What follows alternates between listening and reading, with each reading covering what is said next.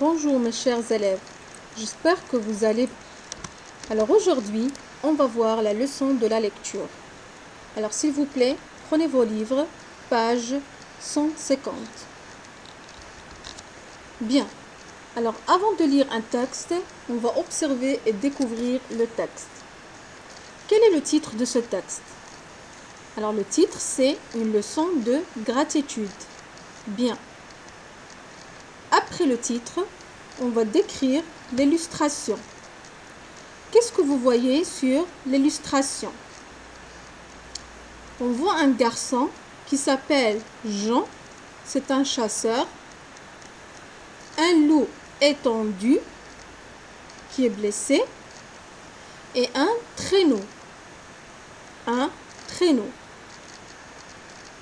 Ces personnages, où sont-ils? Ils sont dans une grande forêt. Bien. Après l'image, on va lire la première partie du texte. Alors suivez-moi s'il vous plaît. Une leçon de gratitude. Jean est trappeur. Chaque été, il quitte son village et va chasser dans la grande forêt canadienne pendant de longs mois. Il chasse l'ours pour vendre ensuite la viande séchée et les fourrures. Ce matin, il chasse pour la dernière fois car la saison s'achève. Il entend tout à coup un bruit étrange, on dirait une plainte. Sur la pierre humide, il voit un loup étendu. Sa magnifique fourrure blanche est tachée de sang. Un animal de cette taille, avec cette fourrure d'un blanc de neige, c'est loup blanc. Jean fabrique un traîneau pour le transporter jusqu'à sa cabane. Et tout en marchant, il se souvient de toutes les histoires qu'il a entendues raconter. Comment loup blanc a tenu tête seul à un ours énorme. Comment, alors que la forêt brûlait de toutes parts, il a entraîné et sauvé tout son peuple de loups. Et le voilà dans sa cabane, les yeux fermés, immobile, blessé à mort. Pendant 7 jours et 7 nuits, Jean s'occupe de lui. Il va chercher de l'eau à la source pour laver ses blessures. Il va cueillir pour lui les plantes qui guérissent.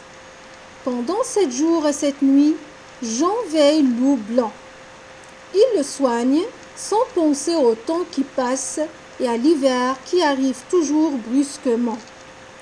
Au matin du 8e jour, le roi de la forêt ouvre les yeux, se lève. Il est sauvé. La première neige tombe. Quand Jean se réveille, loup blanc a disparu.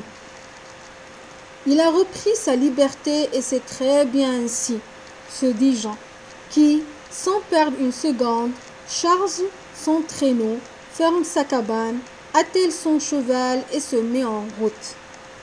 Bien. Alors, après la lecture, je vous demande de bien lire le texte 2 fois, 3 fois. Alors, seulement la première partie.